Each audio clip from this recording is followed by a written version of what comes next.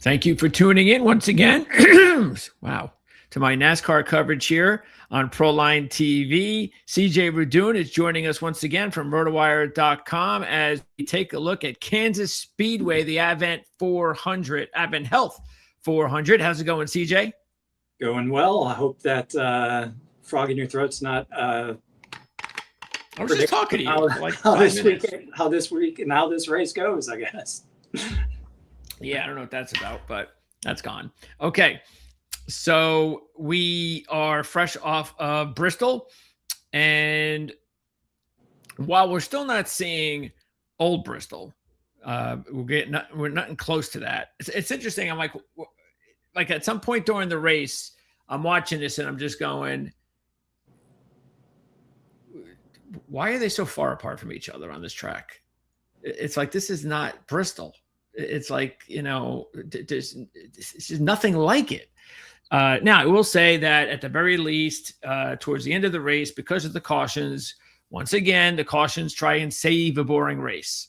And that's what happened. We had a really exciting finish to the race because if there's no cautions that come out, then it looks like, I guess Blaney's going to win the race and it's over. And there you go. And you only had 4 drivers, by the way, that led laps in the entire race, which is crazy.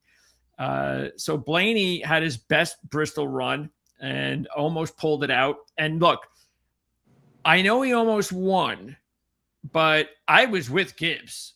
I was like, stay out. And then I was actually surprised when he came in, he got 4 tires. He still almost won the race, but I was just a little bit surprised by that. This is a short track. This is Bristol. It's not easy to pass. And, the Gibbs team made the right call.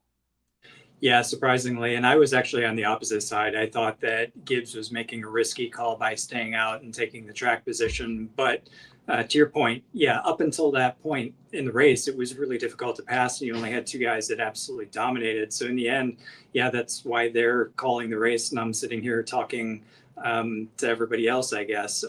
They made the right call. It paid off. And a lot of credit to Ty Gibbs because he was under a ton of pressure from Blaney and from Larson, both coming from behind. Both had better grip than him, but he just positioned his car in the perfect spot. He knew where Blaney was best and he knew where Larson was best. And if he could keep Blaney behind him, then he was going to have to race Larson, or Larson was going to have to race Blaney, which kept them off of Gibbs's back. So I think it was, we talk about this being a team sport all the time. The spotter with the words in his ear, the team making a group call to stay out on old tires and keep that track position. That's what paid off. They only led 25 laps. The race was dominated by Blaney and Larson up until then. And he gets the win that he absolutely deserves. It was a good outcome. Yeah, this is why we say that you just got to keep putting yourself in a position and eventually you're going to get a break because he was not the best car. He was the 3rd best car. And yet, because of the strategy, it all paid out and worked out. And that's why he is finally a Cup winner. Okay. Yeah. Do you, it's interesting because I remember that he was a very controversial type of driver with the way he drove. And then he that bled into Cup a little bit. Haven't seen that though for the past couple of years. So do you think, I don't know, I guess, look, NASCAR fans don't forget. And I just get the feeling that he's still not, he just probably doesn't have much of a fan base. Let's just put it that way.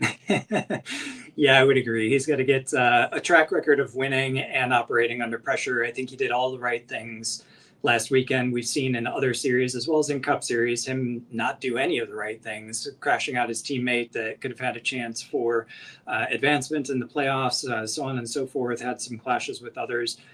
We'll see what happens when he's, winning more frequently and he's put in these situations against other competitors, or maybe there's a championship on the line or something like that, see how he reacts. But yeah, I think a lot of the baggage that he carried from some of those poor decisions as he was growing up is certainly carried into the fan base here. It'll be interesting to see if he's able to shake that, if he truly has changed, or if just the circumstances with the competitiveness have kind of dictated where his mental state is or where his emotions on the track are at the moment. All right. So that was Bristol. Now we turn our attention to Kansas, the 1.5 mile trioval, which does have a track of similarity in Las Vegas, which we've already seen this year. So that's good. This is actually the race that last fall you correctly predicted the winner in Chase Elliott. That was one of your picks. And that was Chevy's fourth straight win as a manufacturer here at Kansas. And what's interesting is in the 8 next gen races, Toyota won the first 4 and Chevy's won the last 4. I'm sure Ford would like to start a 4-race win streak themselves. So if they win on Sunday, I'll be taking a Ford driver in the fall at Kansas. But, you know, they have a long way to go to kind of prove that. So who do you expect to be the favorite? Because there are several really good drivers here that are dialed in to this racetrack. I'll take a stab at the top 4 and I'll go in order. I think Kyle Larson will be your top. Denny Hamlin will be close, if not tied. I think a short distance back, you'll have Bell. And then a short distance back from Bell, you'll have Elliott. Interesting. Let's take a look. Oh. Now there is a tie. All right, well. Oh, really? No way. How surprising is that? That's very surprising. You're getting almost 7-1 with Kyle Larson. That is shocking, actually. Briscoe? Yeah, I'm kind of surprised about that too. He's tied, I think. Let's see. Yeah, with Byron, which is also surprising. Yeah, Elliott's got a better finishing average than everybody. You're gonna check this out. You kidding me? Yeah. What? All right, steal of the day, Chase Elliott, right off the bat there. Everybody, grab that now. Yeah, I had to do a quick look at my sports book to see. Let me see. I can't do it on the air. So let me see what they have for Elliott, because they might have it right. Sometimes DraftKings, it goes a little crazy with their odds. Let's see. Evan Health. No, not really. Chase Elliott is the 8th choice at 12-1. I disagree with everyone here. Yeah. So there's your bargain right off the bat. All right. Good night, everybody. We'll see you next week. So yeah, there you go. Chase Elliott, a nice little bargain there, especially Chevy's, as we just mentioned, red hot here at Kansas Speedway. So let's start at the top there, and with Hamlin and Bell and Larson, because this is interesting. All 3 drivers have 7 top 10s in 8 next-gen races. All 3 of them.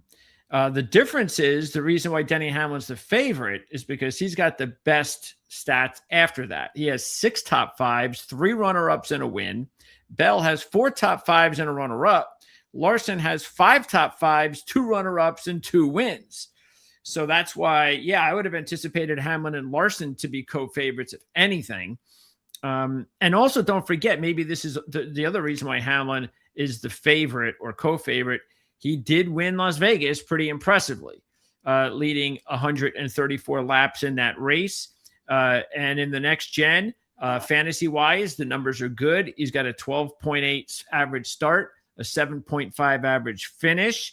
For Bell, he was 2nd and 3rd in this race, on this track last year, which was his big year here at Kansas. But the problem I have with Bell, first of all, are the odds. I don't think he should be in this category. Secondly, his next-gen starting position is 3.5 due to 4 poles.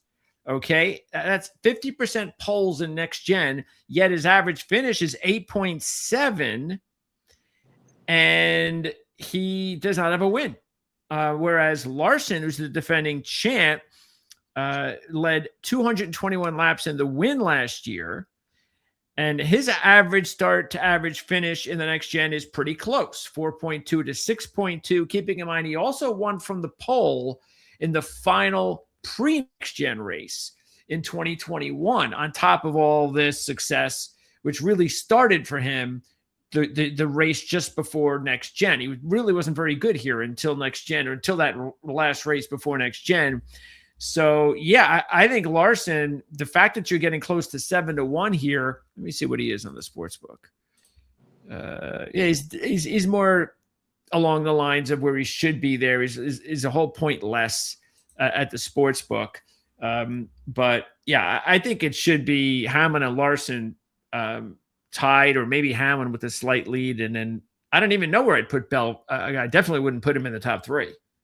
Yeah, I would not put Bell in the top three. And yeah, Bell is good here. And I'm not saying that he's not a top 5 car, not saying that he couldn't be in contention for the win, because he's been very top 5-ish recently here at this track. But he's got 2 finishes outside the top 15 from the last 3 races. He hasn't shown me anything yet this season that would make me think that he could go out and dominate a race, whereas Hamlin and Larson have. Larson last week dominated much of Bristol. He dominated this race from pole at Kansas last year with the 221 laps led. You look at Hamlin in the fall when he finished second from the front row starting spot, he led 159 laps. If Hamlin hadn't had the drivetrain issue in the spring, I bet you he would have finished in the top 5, if not contended for the win in the spring with Larson as well. Bell finished second and third last year, but the most laps he led last year was 43. You got to go back to the pole in the fall of 2024 to look at him leading more laps at Kansas, which was 122, and he finished 7th that day. So I think Larson is probably the best choice just because of the points that you're getting over Hamlin. I think he and Hamlin arguably should be tied at the top, and Bell, I definitely would not have him in the top 4, maybe 5th of my top 5. But I think we'll talk about Elliott whenever we get to him. But I think Larson and Hamlin are the deserved favorites, should be tied. If you can get Larson an extra point now over Hamlin, 1.5 over Hamlin now, I would probably go for it. All right, let's take a look at the next group. And let's see, here we go. Briscoe, Byron, Blaney. Let me throw in Reddick. Okay. So out of this group, look, I don't know if Briscoe should be 8-1 because, look, I guess the reason he's 8-1 now is he finally had a good race last week, which was important.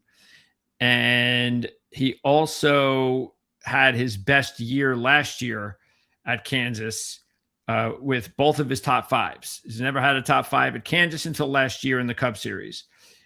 He also ended up leading laps for the first time in the fall. Never led laps before. He ran 19 from the pole last year in the fall race, finishing 4th. So he was coming off his best race ever at Kansas. And he was 8th at Vegas, which is nice. But 8-1 to me seems a little bit low when there's other drivers that have some decent numbers. And meanwhile, Byron, I'm not really excited about Byron at 8-1 either. I mean, he's never won here, and he did not even lead a lap last year with 1 top 10. Average finish is 12th. Blaney, meanwhile, has never really had a good history here. Only led 7 laps in next gen. That's not good. No top 5 starts, though, in next gen. So keep an eye on Blaney in qualifying. If he has a really good starting position, and that might change because he seems to be really dialed in right now. And then Reddick, he's got to win in 2023, which is, I think, important, including a few top 10s out of the next gen. Because even though I wouldn't really want to wager on him in fantasy because his fantasy stats are not good, he's got an average starting position of 6th and an average finishing position of 18th. That's not what you want to see. And he did not lead a lap in either race last year. I might consider him for a pick, but I don't know about 10-1. And the only reason I say that is because, I think he even proved last week that he's having such a good year that he just seems to come from nowhere at times at the end of these races and puts himself in position to win and steal a win. He's already stolen a win this year. So, but it's still, I don't know if you're getting any value with Reddick either at 10-1. Matter of fact, I don't know if you're getting any value for any of these 4 drivers, meaning I think the best wager, or the one I might actually look at, might be Blaney, because I don't think any of the other 3 drivers are getting value, even though I think Briscoe is the best out of the 4. Yeah, Briscoe, interesting. It'll be, nice to see what he's able to do after finally getting a good race this season, because he's been off it so far. He did have the pole here in the fall and finished fourth both races, like you said, led 19 laps, but that's not a lot. And if you start on pole, you should be fighting for the win. And we'll see if he's able to do that this week. William Byron, no reason he should be in this group. He's got a 2nd place finish and a 3rd place finish and a 5th place way back in 2019. And those are his only top 5s. Didn't lead any laps, like you said, in the 2 races last year, finished 24th and 9th. And by the way, he's not exactly setting the world on fire right now in 2026 either. I think he and his team are still trying to figure out how to catch up to Larson and Elliott and some of the other Chevrolets that have figured things out, like Spire. So I do think it's between Briscoe and Blaney, just from there's not much of a difference in odds for them, but Blaney, why not? He did really well at Bristol. He seems to be doing better at tracks that he's historically underperformed at least so far this season. Finished 3rd in this race from 10th last year. Started 37th and finished 24th fall race, but he still led 1 lap. I would think that he in the spring is going to be able to move forward, especially off the momentum they had from last week. So Blaney by a hair, Briscoe 2nd, and then the other 2, Reddick certainly over Byron without question, just because Reddick's been so dialed in. But again, you're talking about winning 5 races now. Yeah, I think the thing with Blaney is you might be better off just going ahead and, if you want him, take him now, because his odds don't seem to change much anymore from Tuesday to Sunday, because he's not a historically good qualifier. I mean, sometimes he qualifies good, sometimes he doesn't, and it doesn't matter if he doesn't qualify good. That's the thing with Ryan Blaney. So a lot of times, wager wise, and I think Vegas is caught up to that. So he can qualify 15th or 18th, and they don't move his odds at all. So they know that Blaney does not need to qualify well in order to result well. And so that's why I think if you like him, take him before we get to the weekend, because what could happen is he could have a really good day on Saturday. And if he does, those odds will maybe be cut down to like 6-1 or 5-1, whether he deserves it or not. Okay. Next up, let's move on to this group. And yeah, look, Gibbs has never won a cup race before until last week, so expecting him to win back-to-back is asking a lot. This is not a good track for him fantasy-wise. His average starting position is 11.6. His average finish is 24.6. And in his last 4 races, 5.5 to 22.5. So this is not a driver that you want to be taking this week in fantasy, but Chase Elliott clearly is. He's got 8 top 5s in his career in 20 races with the 2 wins. He has 5 top 10s in 8 next gen with 2 top 5s and the win in the fall. He led 24 laps minimum in both races last year, coming off a 2nd in Las Vegas this year. And his average starting position in his last 7 races is 15.2. His average finish is 7.4. So Elliott is going to be really good for both picking and for fantasy. Logano and Wallace. Logano has 3 wins, but he only has 1 top 5 and 8 next gen. So I don't trust him there. The only good thing about it is he is 20-1. Whereas Wallace came back with an 11 last week, so maybe that'll get him going again. He actually has a pretty good history here. In next gen, he's got 4 top 10s. He's got a win, which doesn't happen very often for him. And he was 5th in the fall when he led 13 laps, 9th in Las Vegas, and you're getting 22-1. So, yeah, Wallace is not a bad idea. I just have a hard time trusting him. That's all. But I think Elliott's the clear pick here. That's for sure. Without question, Elliott is the top choice, arguably, should be up there with the favorites. Just very consistent at this track. And you pointed out another big reason as to why I thought he should be up there was his second place at Las Vegas, which was a very good race. And by the way, he didn't finish well at Bristol, but he was the fourth driver to have led laps outside of Gibbs, Blaney, and Larson. So I think Elliott has things figured out. Hendrick and Chevrolet are catching up to Toyota, so I think now is a good time to think about Larson or Elliott this week. Elliott, obviously, you're getting a significant premium on, certainly a top 10 for fantasy, and he qualifies inside the top 10 as well, so very consistent at this track. Gibbs, I agree with. Man, he's very good at qualifying here. Lots of top 10 starts, but has not translated that into finishes yet. He just has the 1/5 place. Last year, he finished 28th and 25th, despite starting 6th and 8th. That's not very good.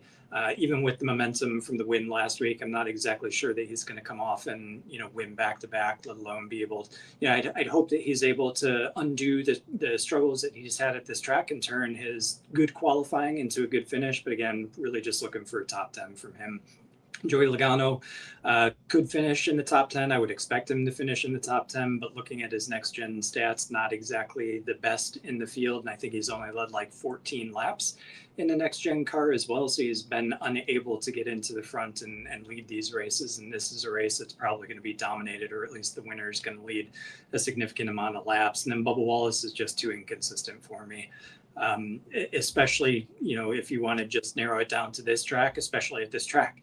Since he won, he finished the next race 4th and then went 4 straight races after that without a top 15, 2 of those being outside the top 30 before he got back into the top 5 again and top 10. So just too inconsistent for me from Wallace, and we've seen inconsistency so far this season. So until he puts a string of races together where he's back in the form where he started the season, probably going to shy away from him. Okay, now we got this group. And we have some decent long shots this week. A few of them in here. Chris Buescher is one of them because he had a really big race in the 2024 spring when he led 53 laps and finished second. He also is coming off a 6th at Las Vegas, and it was 8th in this race last year from the 2nd position. So he's had moments, and that's what you're looking for in a long shot. Meanwhile, Chastain has also a win in the next gen, and that was in the fall of 2024. He won from the 20th position, led 52 laps in that win. So again, he's got some very similar to Buescher. He's got some history here, and he's getting a big number.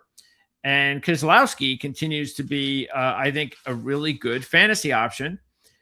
He's got 2 wins, but none post Penske.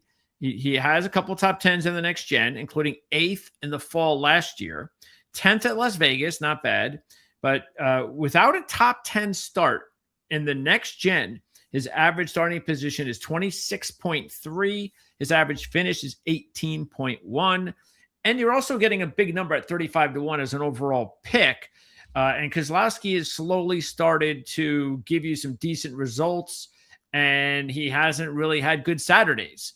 So I think he's a really solid fantasy play and not a bad long shot choice too. Hocevar hasn't shown me anything here so far. Yeah, Hocevar, this is a week to ignore. Hocevar, his average finish is 26.2. He did start 6th or qualify 6th in the fall race last year, but that translated to nothing. 29th place finish that kind of supported that 6.2 average. So help him out. I think for me, it's between Chastain and Keselowski. And I think Keselowski is the one to go with because RFK and those Fords are figuring it out. And if he can have a better Saturday than what he's qualified here typically, which is the 30s, late 20s and early 30s, I think he's in for a significantly better day. Just has to work too hard coming from that far back in the field. So if he can start better, I think he's in with a shot, even with bad qualifying. I think he's going to be a top 15, top 10 kind of day. That's just how he's been running all season. He's 11th in points, and that, illustrates exactly what I was describing. Chastain, I would put behind him because of his success here. I think he is worth a look, probably worth potentially choosing, because he's consistently good here. But this season so far just has not been, that he and the team continue to be a step behind. They haven't shown me anything last week after the off week necessarily that made things any better. So I think Chastain and that team still have some ways to go with figuring out what they need to do to deliver a full race effort. Maybe that comes this week where he's really good. But still, I'd rather go with Keselowski, who's been on form pretty much all season so far. Yeah, and you're getting the biggest number. Okay. In this group here, we start off with Bowman, who's back, and just in time too, because this is a good track for Bowman.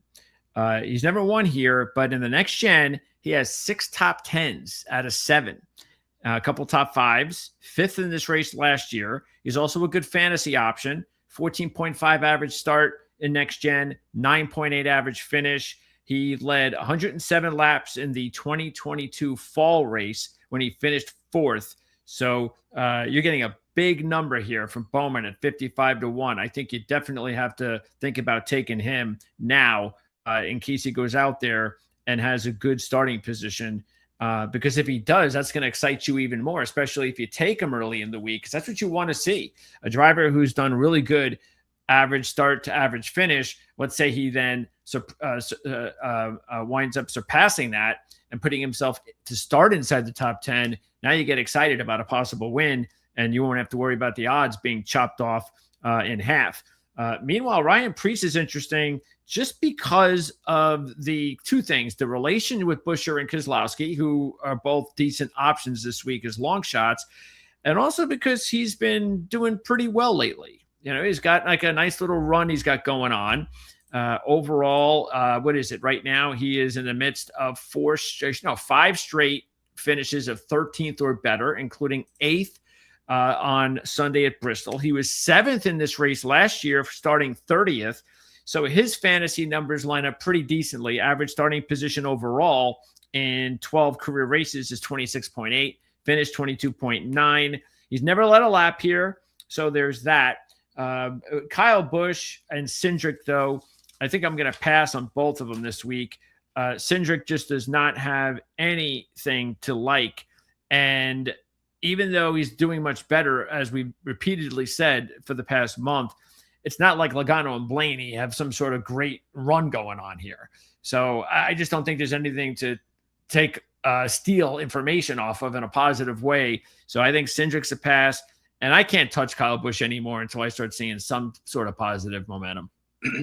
Yeah, agreed. And if you look at Kyle Busch at Kansas, the last 3 races, 2 19th place finishes and the 21st. So he is definitely not on form at this track, let alone right now with his team. A lot of work left to do over there at Richard Childress Racing. Same thing for Cindric. Just a pair of 11th place finishes here in Kansas, so nothing really exciting.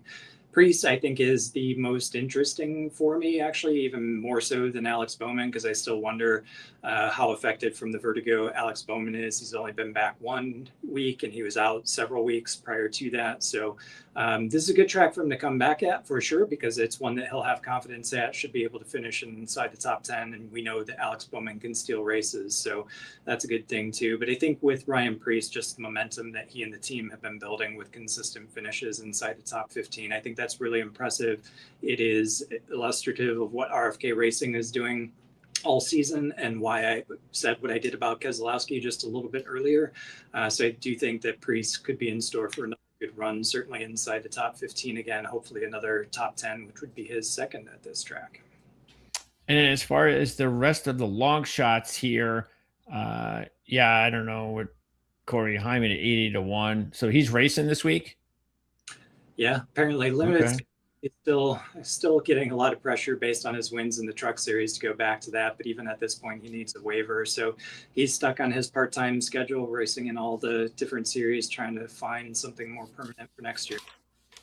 Yeah, and I guess the only long shots, and these would also be considered drivers you want to keep an eye on for your DFS contest this week when it comes to looking at those $5,000 or $6,000 salary numbers.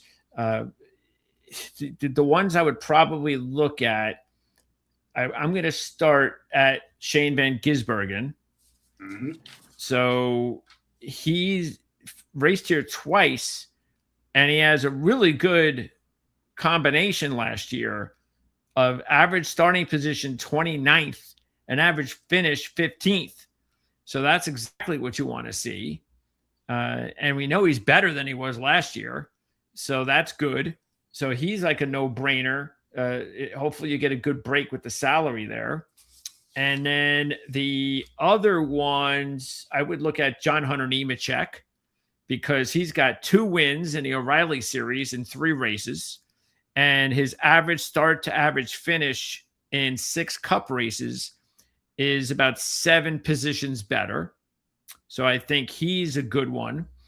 I also think Gilliland, who, it's funny, I looked up at the contest last week to see who won. And of course, it happened to be drivers who picked Gilliland.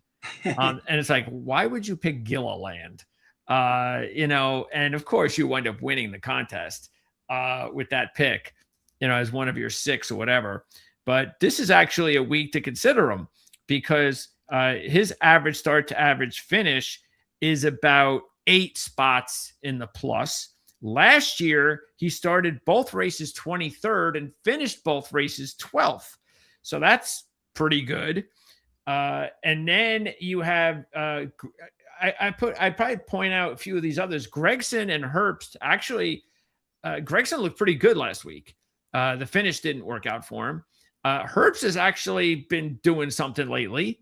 He's actually, had a nice start last week and just couldn't finish the deal. I don't remember. Did he get wrecked in the race? Yes, he did. Yeah, so that's too bad.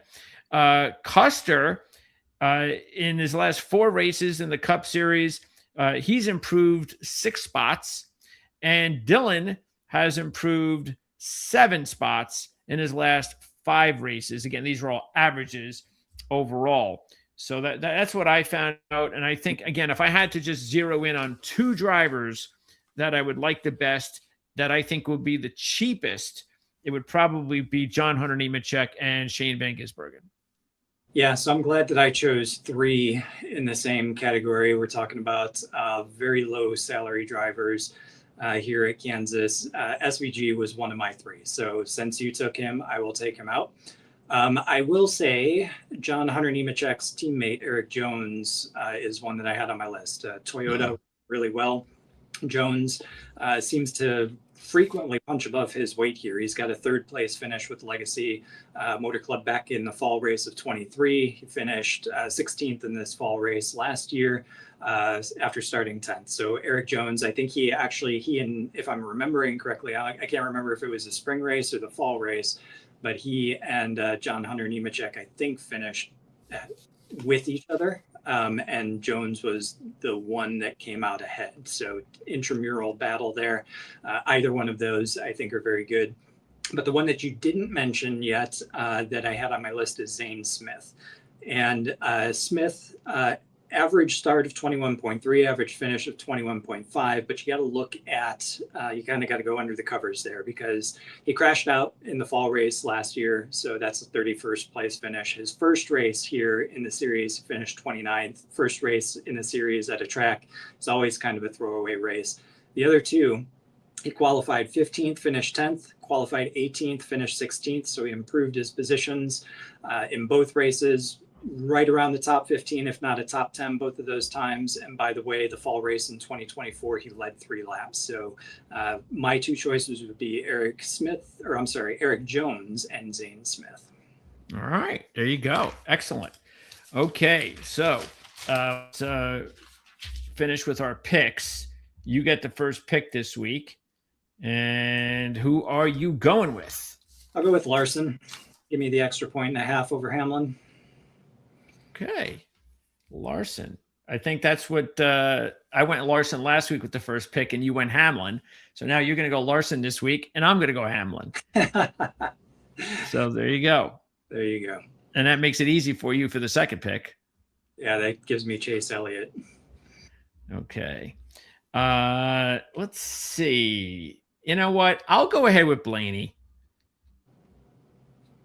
I could have went with a long shot, but 9-1 is not that bad. I think Blaney is a really good choice. Lots of long shots to consider. Yeah, because there's such a deep pool. Busher, Chastain, Keselowski, Bowman, Priest. Yeah, you scrolled past him. Go back up. I'm going to take Keselowski. Yeah, that's a good one. I think he and that team, they've got it going on. Keselowski's been good here in the past. He still needs that first win for his team, so maybe he can get it done. I will go ahead with Busher. He'll be my official long shot. Bowman would have been next, and I probably would have went with Keselowski for sure. So, yeah, definitely in the same stratosphere there. You can gamble on 2 tires here, so we'll see if that's something that matters late in the race. What is going to be most important for this race is, I think, lane selection when it comes down to the restarts at the end of the race. I think we saw that last year. The pavement's not exactly overly abrasive, so I think, like you said, you can do 2 tire stops, gamble on track position, but I think more important than track position is going to be that lane choice and being able to take whatever the fast lane is at the time to be able to get out ahead on those restarts.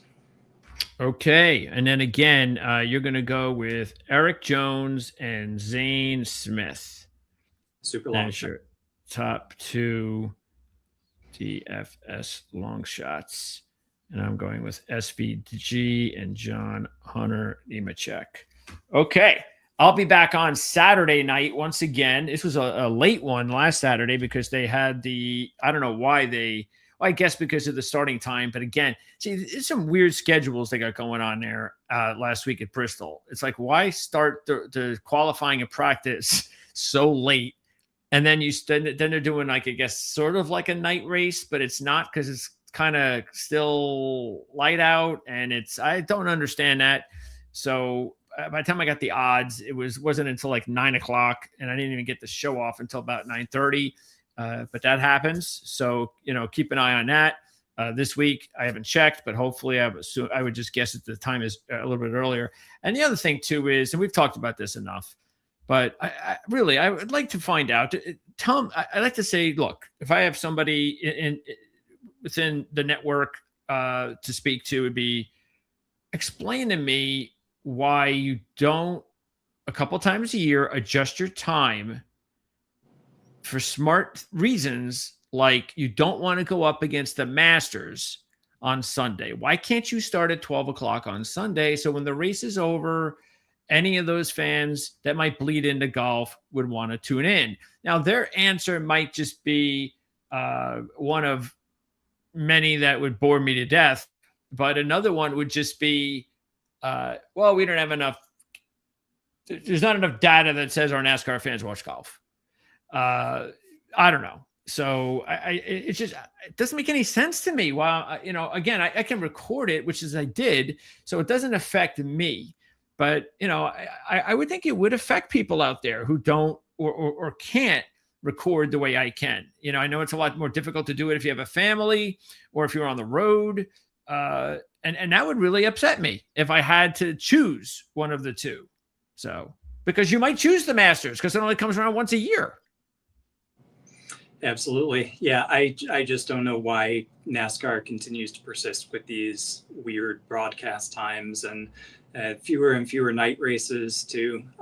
Like, I love a Saturday night race under the lights. Those are always exciting. That would have been a good one. Schedule Saturday night Bristol.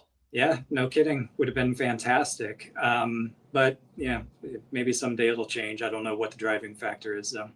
Yeah, they don't care about us. All right. Anyway, yeah, I'm already looking here, and again, it's probably going to be a late one because they're going to be practicing and qualifying between 4 and 6 Eastern on Saturday. So I don't know if there's a race though. That's the thing that screwed it up because they had the race following that.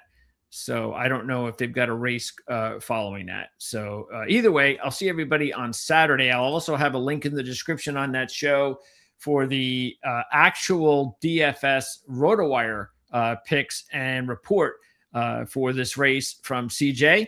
And of course, we have a link right now in the description of this video. They can check everything out at CJ's page there at rotowire.com. But your report for this week's race will be out on Friday, correct?